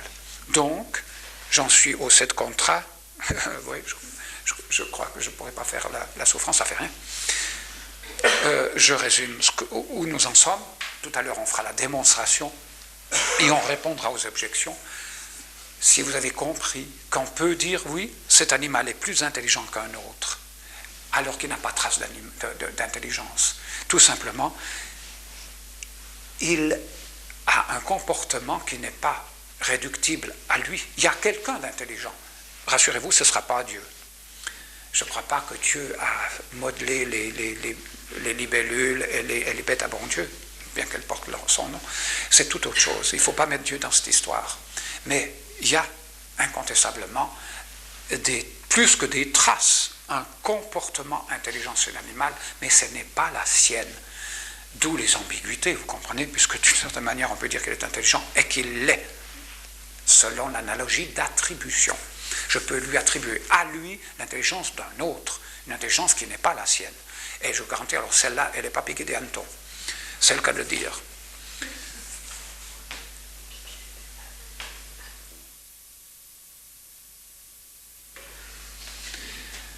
J'espère que vous avez remarqué que je n'ai rien démontré jusqu'à présent, c'est-à-dire je n'ai fait que des affirmations et c'est voulu. J'ai donné 3 objections, j'ai affirmé dans un set contrat, c'est ce qu'on fait toujours, mais ce n'est pas de la philosophie ça, ça commence maintenant, oui c'est déjà un peu de la philosophie puisque c'est systématique. Maintenant on va faire la démonstration, c'est le corps de l'article, c'est l'âme de la question posée, la démonstration. Bien sûr, il y aura la réponse aux objections. Elle sera peut-être plus facile après la démonstration. Comment allons-nous démontrer que les animaux ne sont pas intelligents? Je vous rends attentif au fait que c'est toujours assez difficile de démontrer qu'une chose n'existe pas, de démontrer qu'il n'y ait pas d'univers habité en dehors de l'homme. C'est très difficile. À la rigueur, on pourrait démontrer qu'il y en a. Le jour où on recevra un message, on ne sait jamais. Mais de démontrer qu'il n'y en a pas, démontrer qu'il n'y a rien après la mort, je ne sais pas comment on fait, moi. À la rigueur, on pourrait démontrer qu'il y a. Alors, on y arrivera. On va tout simplement partir du langage. Et on va faire cette première proposition qu'on va démontrer. Les animaux ne sont pas intelligents parce qu'ils n'ont pas de langage. Langage comme étant distinct de la communication. Quand on parle du langage animal, alors là, cette fois-ci, c'est une métaphore. Alors je répète, les animaux ne sont pas intelligents car ils n'ont pas de langage. Il va falloir qu'on parle du langage. Il faut donner une définition, comme on l'a donné tout à l'heure pour l'intelligence. Qu'est-ce qu'on entend par langage? Eh bien, c'est un ensemble, il ne suffit pas d'avoir un mot pour faire un langage, c'est un ensemble de signes conventionnels, et vous soulignerez le mot conventionnel, il est déterminant, un ensemble de signes conventionnels qui désignent, qui représentent les idées des choses. C'est un ensemble de signes conventionnels qui représentent les idées des choses. Voyons d'abord le langage, comment ça fonctionne, en quelques mots. On pourrait faire une thèse entière, on pourrait faire un cours entier, 2 heures sur le langage. On prendra ce dont il nous est absolument nécessaire de comprendre le mécanisme. Partons le plus simplement possible de l'homme des cavernes, qui un jour, je pense, il a bien fallu commencer une fois, à la base de pousser des cris en rapport avec ce qu'il éprouvait, qui ont peut-être survécu sous la forme d'onomatopées de nos jours, nous aussi. On peut faire bah, on peut faire des cris spontanés du reste, bâiller, à se démâcher la mâchoire pour montrer qu'on a sommeil. Mais le langage, il commence le jour où on se met d'accord sur un signe oral ou visuel pour désigner l'idée d'une chose, ce qu'elle est. Alors, bon, je pense qu'assez vite, l'homme des cavernes a eu envie de désigner sa plus noble conquête, s'il l'avait déjà faite, qui s'appelle un cheval. Bon, jusqu'à présent, ce n'est pas un langage. Il a pu le dessiner, du reste, ce n'est pas encore un langage. Il a pu le dessiner sur les parois de sa grotte. Mais il a fallu se mettre d'accord pour dire ce que c'est. Alors, en français, on dit cheval. Il n'y a pas plus de raison de dire cheval que de dire hippos en grec, qui a donné hippique, que de dire écous, qui a donné équestre, que de dire ferde, que de dire cavallo, que de dire ma, c'est du chinois, je ne sais pas comment ça se prononce. Ça ne s'écrit pas comme ça, mais ma, ça se prononce comme ça. Ça s'écrit comme ça. Peu importe. Toujours est-il que vous pouvez continuer, il y en a entre 1800 et 2000, si on compte certains dialectes. Si on prend les langues plus ou moins officielles, avec une certaine surface on s'arrête à 1800 grosso modo. C'est là qu'on voit l'absurdité du langage, d'abord, avant de comprendre son utilité. On n'apprend rien d'apprendre une langue. Je ne décourage pas les gens, je les admire, au contraire. Il ne faut pas le dire aux étudiants, ça j'évitais cet aspect du problème, mais maintenant, vous, les jeux sont faits, avant que vous ayez encore des ambitions. Mais c'est ça qui est terrible. C'est que pourquoi est-ce qu'on ne s'est pas mis d'accord sur une convention? Du reste, on essaye maintenant, on essaye de plus en plus, y arrivera-t-on, j'en sais rien, mais avec l'espéranto, c'est-à-dire de faire un amalgame des principales langues et d'en donner une seule, où on aurait un langage un peu simplifié qui mettrait tout le monde d'accord. De fait, on y arrivera. Je suis sûr que dans 100 ans, l'anglais aura envahi tout le territoire culturel. Je le regretterai du reste, d'une certaine manière. Mais j'en comprends l'utilité, parce qu'on n'apprend rien de savoir comment dire, je me suis trompé, ça c'est Upos, peu importe, qui a donné le Y. Le Y est un U. On n'apprend rien de savoir plusieurs conventions pour dire la même chose. Je n'apprends rien puisque je dis la même chose. On comprend que dans la Bible, la dispersion des langues soit donnée comme une malédiction, qui a entraîné combien de carnage. Ça, il ne faudrait peut-être pas les recenser parce qu'on serait complètement découragé. Mais il n'en reste pas moins qu'il faut voir la relativité du langage, c'est-à-dire une convention pour désigner la même chose sans aucun approfondissement. C'est-à-dire, je peux parler en chinois, je peux parler en anglais, je peux parler en japonais, pas moi, mais on pourrait imaginer, et je peux tout au plus me faire comprendre de gens qui ont une autre convention que moi. Bon. C'est l'aspect conventionnel que je vais souligner par ça. C'est-à-dire, il n'y a aucun des langages qui est meilleur qu'un autre, puisqu'on s'est mis d'accord Quand on dit cheval, on dit autre chose que quand on dit vache, c'est-à-dire quand on dit à l'envers, oui, évidemment, mais c'est conventionnel. Deuxième idée, le langage, il désigne les idées des choses. Mon dessin, non, mais le langage, oui. Exemple, si je prends le mot arme, donc en français, quand je fais arme, que je crotte ma glotte et puis que je finis par un me, c'est quelque chose, vous avez très bien compris, puisque vous parlez le français, puisque vous connaissez la convention. Je désigne quoi? Je désigne des choses qui n'ont absolument aucun rapport les unes avec les autres, et là, la troisième, je suis obligé de l'écrire. Voilà. 3 armes. Il n'y a aucun rapport. L'une est silencieuse, l'autre fait du bruit, celle-là est en fer et en bois, et l'autre, elle est psychologique. C'est une arme, le chantage. Qu'est-ce que veut dire une arme? Ça veut dire moyen fait pour attaquer ou pour se défendre. Le chantage peut en être un. Moyen pour se défendre ou attaquer. Le pistolet, on n'en parle pas, la fronde aussi. Le mot arme désigne quelque chose qui est au-delà du visuel, sinon on en serait resté à dessiner ou à, je sais pas, à décrire, à faire des choses. Non, parce qu'on veut comprendre ce qu'est une chose. Alors par le mot arme, je comprends des choses qui n'ont absolument aucun rapport entre elles. Un animal ne peut pas comprendre ce qu'il y a de commun entre ces 3 situations, ces 3 objets. Le chantage est un objet, pas matériel, mais justement c'est quand même quelque chose qui est mis en œuvre pour attaquer ou pour me défendre. Bien. Nous sommes dans le langage immergé comme dans un pays. C'est notre langue. C'est un pays dans lequel on a vécu, dans lequel on a reçu toutes les émotions, tous les rapports avec les autres. C'est quelque chose d'extraordinaire. Je crois vraiment que c'est notre bien culturel le plus précieux, le langage. Moi, j'en suis d'autant plus conscient que je n'en sais qu'un. On a essayé de m'en donner un deuxième pendant 8 ans. On m'a appris une autre convention qu'on appelle l'allemand, il n'y a rien à faire. Le latin, j'ai butiné un peu, le grec, on n'en parle pas. Mais je l'ai apprécié parce que je n'en avais qu'un. J'aime beaucoup ceux qui en savent plusieurs. J'ai connu, il n'y a pas tellement longtemps, il y a quelques années, un homme, c'était un Hongrois. Les Hongrois ont une facilité pour les langues, certains peuples slaves, qui en savaient 17 ou 18. Je l'appréciais, je l'enviais, je me disais, c'est extraordinaire. Mais finalement, il ne savait pas plus que moi sur les choses.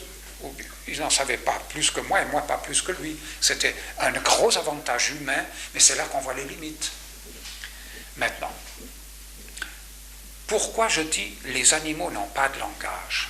Pour une raison très simple, que vous avez comprise, c'est que le langage, il est conventionnel, sans quoi ce n'est pas un langage. Nous avons un langage qui n'est pas conventionnel, c'est le langage des signes, c'est-à-dire les onomatopées. Si j'étais en Chine, aujourd'hui, j'arriverais à me faire comprendre que je veux manger, que j'ai faim, que j'ai sommeil, que je suis en colère, que j'aime, que je n'aime pas. On y arrive en faisant des grimaces. Il y en a celles qui sont assez éloquentes. Et du reste, c'est comme ça qu'on fait quand on est dans un pays absolument avec un autre système conventionnel. C'est ce langage-là qu'ils ont, les animaux. Alors un langage qui est tout simplement qui sont réductibles à des stimuli signaux. C'est-à-dire, non, le langage, ils ne l'ont pas. Mais alors, des stimuli, qui veut dire en latin des stimulations, c'est-à-dire des choses qui m'excitent, signaux. C'est des signaux qui me stimulent.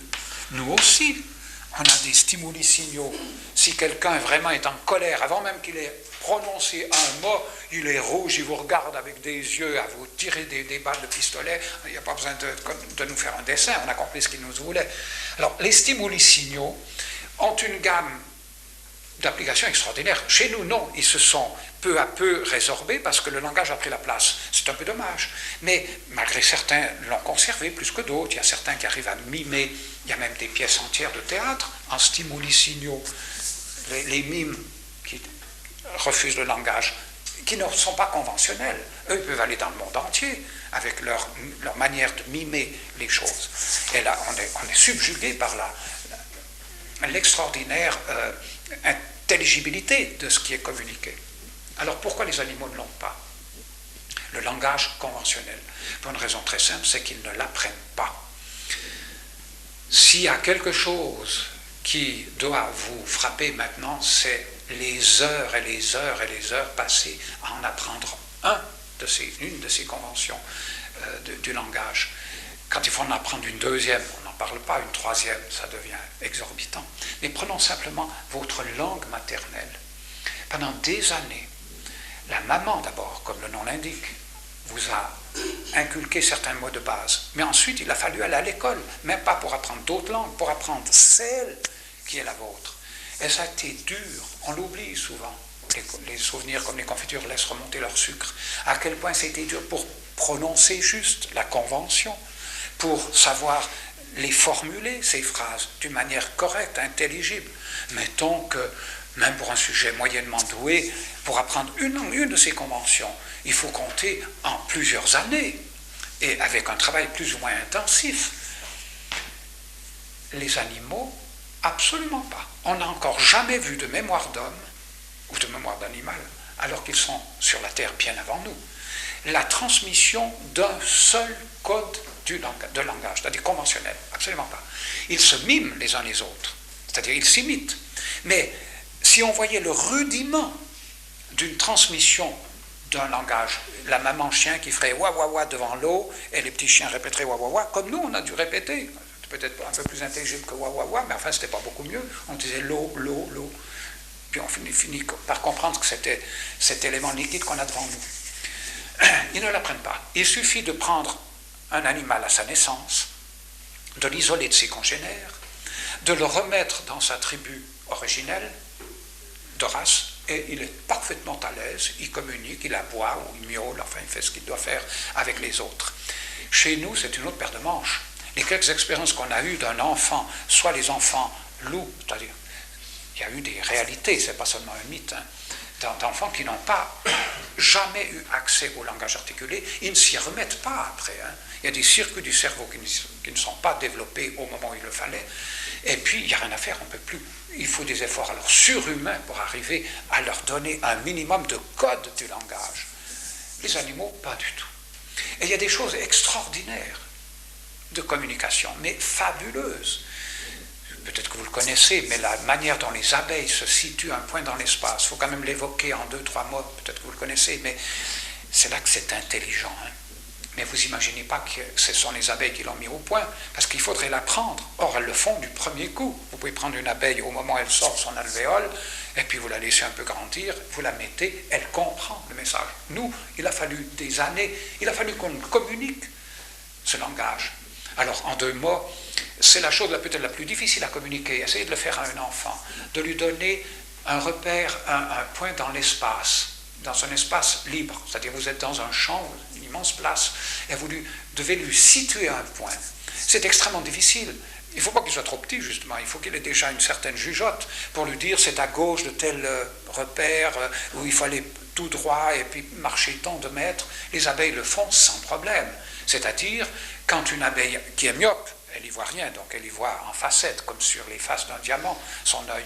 Alors elle finit par trouver dans une fleur son butin, elle rentre à la... C'est Lorenz qui avait découvert ça.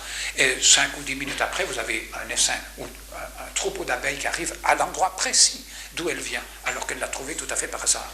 Alors en arrivant dans la ruche, elle fait une sorte de danse sacrée, c'est-à-dire un frétillement qui indique les 2 choses pour un point dans l'espace. D'abord, la direction, selon le plan dans lequel cette espèce de grand 8 est dessiné, comme ça, et puis sa dimension qui donne la distance. C'est extraordinaire comme mécanisme. Essayez avec un gosse de lui donner avec 2 coordonnées, c'est-à-dire la distance et le plan, il y arrivera, mais il y a une certaine élaboration. Et surtout, il faudra qu'il comprenne le langage, qu'il ait passé des heures et des heures à apprendre le français.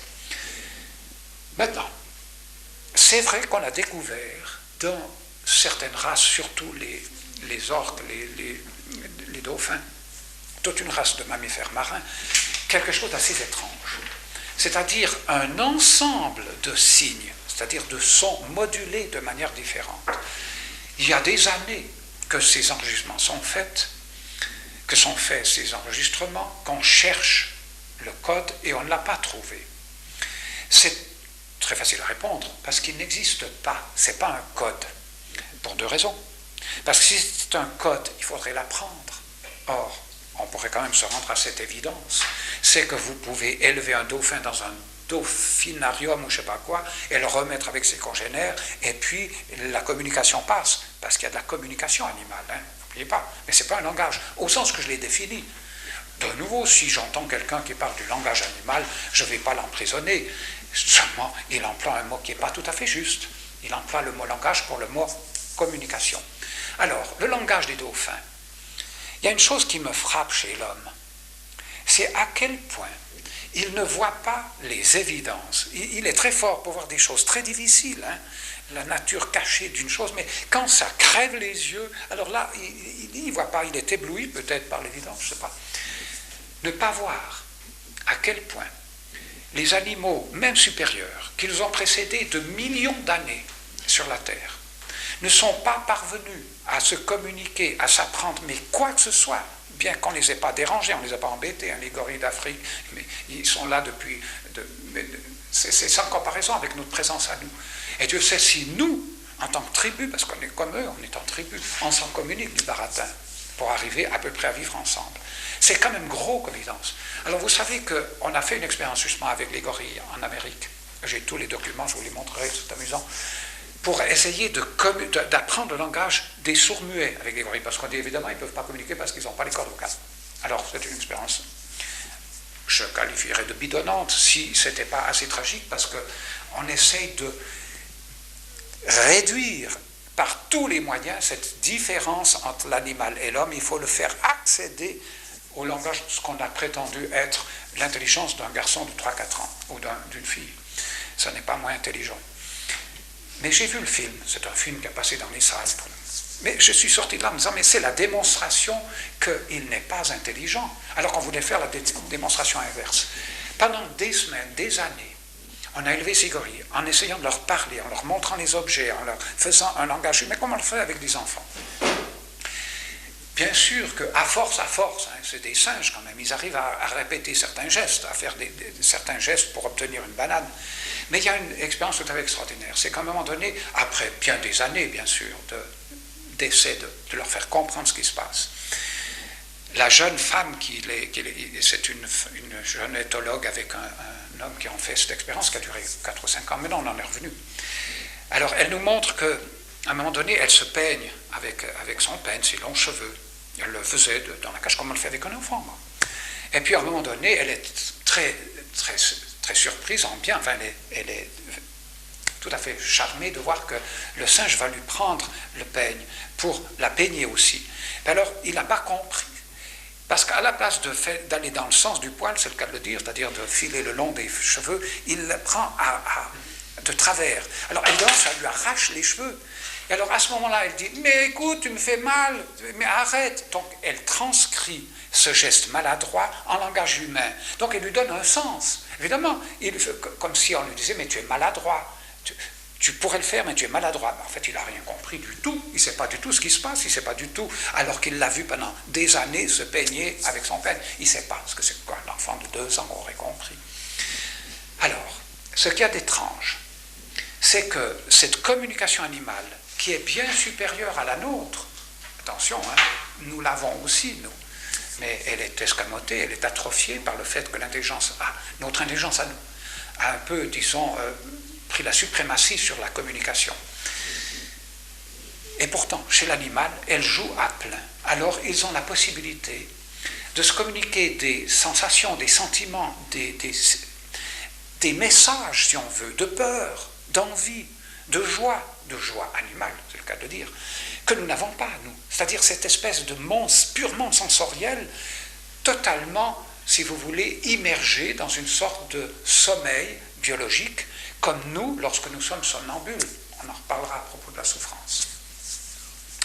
J'en conclus donc que s'il y avait la moindre connaissance de ce qu'est une chose, ce qui est le premier acte de l'intelligence, avant de faire un jugement, comme j'ai indiqué tout à l'heure, que la neige est blanche. Il faut d'abord que j'ai la notion de neige et la notion de blanc.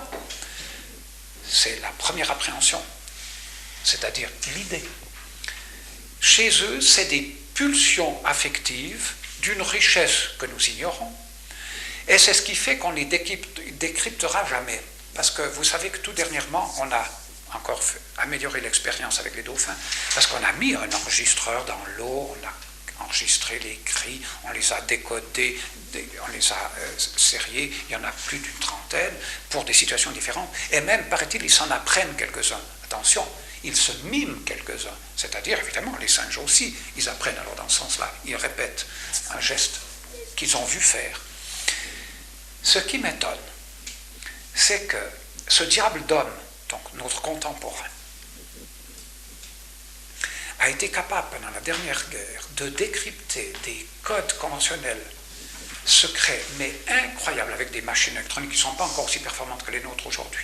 Mais je ne sais pas si vous savez, les Anglais, ce qu'ils sont parvenus à décoder, parce que c'est fou les systèmes, évidemment conventionnels, que vous pouvez inventer pour cacher le message.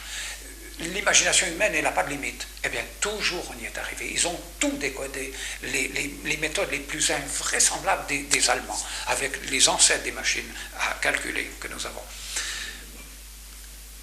Et ce même homme, à notre siècle, aujourd'hui, c'est-à-dire pas notre siècle, aujourd'hui, pense qu'il arrivera un jour à décoder le code des dauphins. Mais si c'était un code, il y a longtemps que ce serait fait. Avec des machines électroniques que nous avons, mais je pense que même un étudiant pourrait arriver à le décoder s'il y avait la moindre trace d'un code. Mais on n'y arrive pas. On a les signes, et puis on n'arrive pas à leur donner leur signification intellectuelle, c'est-à-dire leur donner le sens qu'ils ont du message. Ils n'en ont pas, tout simplement, parce qu'ils ne l'apprennent pas. Un langage qui ne s'apprend pas, ce n'est pas un langage. Sinon, ce serait facile, on ferme les écoles, et puis on l'apprend. Ben, tout simplement, on le sait au départ. C'est avec cette conclusion-là que va répondre aux objections que nous avions mises au tableau noir. C'est-à-dire, 1. Le tribunal de singes. Voyez comment on raisonne sur les images. Je suis aussi frappé, moi, de voir ça. Le langage, il désigne les idées des choses, et non pas les images. Quand je dis tribunal, c'est pas parce qu'il y a l'image du tribunal, c'est vrai qu'en général, le tribunal, peut-être pas chez nous, mais en Amérique ou peut-être les tribunaux anciens, ils avaient cette forme un peu circonventionnellement demi-circulaire, et puis l'accusé ou le juge ou l'avocat, au regard de tous. C'est vrai, ça saute aux yeux. C'est une image. Mais pour avoir le tribunal au sens formel, alors, il faut un accusé, un acte d'accusation, un jugement et une sentence. Or ça, il ne l'a pas vu.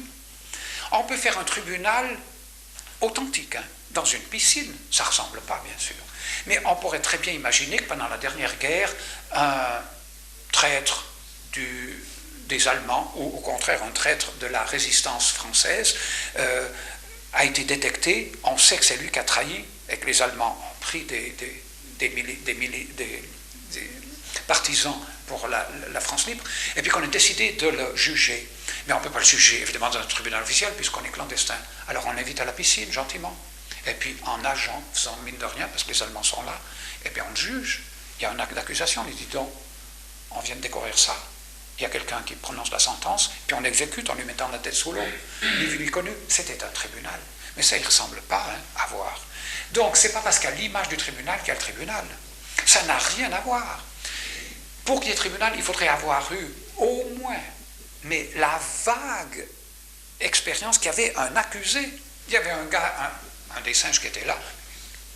Ça peut-être représentait rien du tout. Mais l'acte d'accusation, c'est le minimum pour savoir qu'il y a un tribunal. Donc, ad primum sic proceditur, on disait comme ça, à la première objection, nous répondons de cette manière-là. Il y avait l'image du tribunal. Alors oui, je suis d'accord, c'est assez étonnant, oui, c'est joli, mais il n'a pas vu le tribunal, donc on ne peut rien en conclure. Deuxième objection, celle du renard et du corbeau. Facile.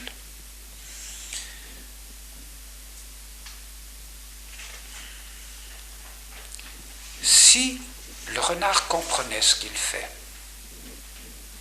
alors il aurait dû l'apprendre. Parce que je mets au défi un enfant, si intelligent qu'il soit, à qui on lui dit d'attraper un corbeau, pour découvrir lui-même, sans qu'on ne lui ait appris, qu'il fallait faire le mort. C'est des choses qui se transmettent par une certaine expérience assez longue. Il faut peut-être même des siècles pour découvrir certaines ruses, mais je ne peux pas les inventer. Et quand on a découvert que les renards le font tous, spontanément, c'est inscrit dans leur inconscient, dans le nôtre aussi peut-être, il y a peut-être des choses encore plus étonnantes, et qu'ils le font spontanément même quand ce n'est pas un corbeau. C'est-à-dire si on met un leurre, n'importe quelle nature, il ne voit pas même qu'il tombe dans le panneau, c'est le cas de dire. C'est-à-dire il s'agite, et puis il fait semblant de tomber mort, et puis il attend en vain. Le fait qu'ils le fassent tous spontanément sans l'apprendre, c'est la preuve que c'est inintelligent. C'est inscrit comme un déterminisme. Alors oui, d'accord, je trouve ça extraordinaire. Je trouve ça une ruse de la nature, pour le moment disons nature, pour ne pas être trop ambitieux. Et la troisième objection, c'était celle du chat qui rentre. Les journaux avaient titré « Merveilleuse intelligence des animaux ». J'aurais mis les guillemets quand même, parce que oui, c'est intelligent. Mais ce n'est pas la sienne d'intelligence. Réfléchissons. Pour rentrer avec son intelligence de la mer Baltique au Jura, il faut au minimum savoir lire. Évidemment, parce que les écriteaux, il faut bien lire, et d'abord il faut avoir une vague notion de géographie, c'est-à-dire savoir qu'il faut aller du côté du sud. Mais ça, je ne peux pas l'inventer, hein, je peux pas, c'est pas marqué. Ou bien, il faudrait trois conditions. Avoir quelques notions de géographie. Tout intelligent que nous soyons, nous, on ne peut pas. Alors, vraiment, on ne peut pas. Vous pourriez mettre le plus grand génie du monde. Vous l'envoyez en wagon plombé, comme on a envoyé Lénine chez les soviets en wagon plombé, et puis vous le faites sortir, il ne sait pas si on était au sud, au nord, ou à l'est, ou à l'ouest. Hein. Il dit, maintenant tu rentres. Alors, il faut qu'il sache lire, pour voir que Dijon, c'est à tant de kilomètres, ou bien qu'il sache parler, pour demander son chemin, mais de toute façon, qu'il ait quelques notions de géographie. C'est ce minimum pour une intelligence, si sublime qu'elle soit. Le chat, il est rentré autrement. Alors on dira l'instinct. Je dis oui, j'aime bien ce mot, parce que ça ne veut rien dire. Alors pour le moment, ça va, parce qu'on verra ce que c'est que l'instinct. C'est un déterminisme intelligent, alors au sens où nous l'avons défini. Et alors là, ça peut faire des choses extraordinaires. Maintenant, je vais déjà anticiper un tout petit peu sur la souffrance animale, mais je ne veux pas l'aborder parce qu'on va le faire la prochaine fois. En conclusion de ce que nous venons de dire, donc on a donné trois objections. Un set contrat qui a affirmé non, au sens formel ils ne sont pas intelligents, mais on peut le dire intelligent parce que comme un travail, nous avons démontré qu'ils n'avaient pas de langage qui est l'indispensable. Je vais revenir sur une idée qui m'a frôlé l'esprit et que j'ai lâché en cours de route. Grosso modo, nous avons fait la thèse. Maintenant, je ne fais que y revenir à certains points. Simplement ceci. Je suis frappé de voir à quel point cette machine humaine était extraordinaire aussi, par ailleurs, pour la question du langage. Je connais des gens qui ont appris un langage, une langue, quand ils étaient gosses, comme vous et moi. Et après, peut-être un peu plus tard, alors, peut-être à l'âge scolaire, ont appris une deuxième langue. Et ne se sont jamais pu se débarrasser de l'accent premier. C'est étrange quand même. Ils ont passé plus de temps à parler la nouvelle langue quand ils s'expatrient. Par exemple, notre ami qui est venu cet été, quand j'ai besoin d'un nom, ça m'échappe, Yolande, qui était là donc, pour le cours de rattrapage, qui est parti il y a une trentaine d'années, sinon 35 ans en Amérique, qui n'a plus que parlé pratiquement l'américain. Et je lui ai demandé un jour, je lui ai dit, est-ce que quand vous parlez américain, elle est assimilée comme il n'est pas possible à la vie américaine à tout point de vue, et même physiquement, on voit tout de suite que c'est un style de mode, je ne critique pas, hein, ou de nutrition qui n'est pas le nôtre. Et je lui ai demandé si on lui faisait remarquer qu'elle avait peut-être un accent étranger. Ah oui, elle est chaque fois identifiée, on ne sait pas très bien lequel, on pense que c'est peut-être de l'anglais d'Angleterre, alors que c'est la même langue. Je suis frappé de ça. Donc il y a des conditionnements au départ définitifs, c'est-à-dire on a une empreinte dans le cerveau qui sera durable, et c'est heureux du reste, hein, qu'on a cette empreinte. Après, s'il faut mettre un autre code avec sa musicalité propre, il y en a certains qui arrivent. qui y arrivent, ils sont très doués. Alors, c'est une question d'oreille. Alors, on n'arrive plus à identifier l'accent primitif. Ça m'a toujours frappé, ça. À quel point cette machine est extraordinaire. Pendant quelques années, je suis d'une réceptivité absolue, c'est-à-dire ça m'imprègne et c'est durable. Et c'est mon langage, c'est cette langue dans laquelle je rêverai, dans laquelle je ferai de la poésie même mentale, dans laquelle je pourrai vivre. On passe sa journée, finalement, dans une langue intérieure. Elle est formulée la plupart du temps. On ne se rend pas compte. En fait, on se raconte des histoires. Ensuite, alors comment faut-il parler aux animaux? Parce qu'on les aime, et il est bien de les aimer, tout en respectant leur spécificité, tout en respectant leur statut, ma foi. Il ne faut pas les traiter autrement qu'ils sont. Eh bien, il faut se rendre compte que, justement, le langage humain, on l'avait déjà vu, il a deux aspects. Il y a la sémantique, c'est-à-dire le sens d'un mot, et la phonétique, c'est-à-dire le son, le support. On pourrait dire, il faut bien un support, on n'est pas des anges, on ne peut pas se faire de la communication de pensée. Oui, il y en a ceux qui la pratiquent, mais c'est quand même difficile à neutraliser et à utiliser. Alors, dans le langage humain, il y a le son conventionnel pour un sens donné. Le cheval, bon, encore qu'il n'y en a pas beaucoup, hein, puisqu'il y en a 1800. L'animal, évidemment, ne reçoit que le son. Il est absolument impossible pour lui de capter le sens, sauf par habitude, évidemment. À force de lui dire promenade et d'amener la laisse et puis de vous mettre votre manteau pour sortir, il finira par s'agiter à peine le mot prononcé. Bien évidemment, c'est une stimulation de signaux, c'est-à-dire une sorte d'habitude. On en a aussi, grâce à Dieu, ne serait-ce que les accents de notre langue. Ce dont on ne se rend pas très bien compte, c'est qu'en fait, il n'est réceptif qu'au son. Mais nous est très difficile de donner le son si on fait abstraction du sens. La plus simple manière d'avoir le ton juste, c'est donner le sens. Si bien qu'on va lui parler, lui dire quelque chose d'intelligible, on est persuadé qu'il le comprend, parce qu'il réagit à mon son. Le son... Et là, on a aussi peut-être un peu perdu de l'acuité. À quel point on peut décrypter un langage par le son, dans des langues parallèles, peut-être pas chez les Chinois. J'étais, il n'y a pas tellement longtemps, à l'avenue de la Gare à Lausanne, et j'entendais une femme parler à son chien en anglais. Je vous jure que je ne sais pas un mot d'anglais. Déjà l'allemand, j'en sais pas beaucoup, alors j'en ai fait 8 ans. Mais alors l'anglais, faites-moi confiance. C'est nutututsch, rien, je ne sais pas un mot. Et pourtant, je crois pouvoir m'être vanté ce jour-là, j'étais resté, c'était au début du printemps, à comprendre, je m'étais vanté et j'avais pris un certain plaisir à comprendre autant ou aussi peu que le chien. Je ne sais pas du tout ce qu'elle m'a dit, ou plutôt oui.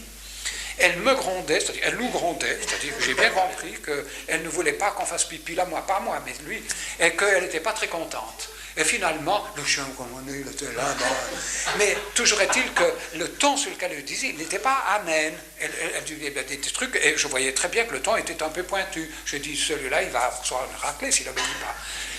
Il n'y a pas besoin d'être... Alors que je ne sais pas l'anglais.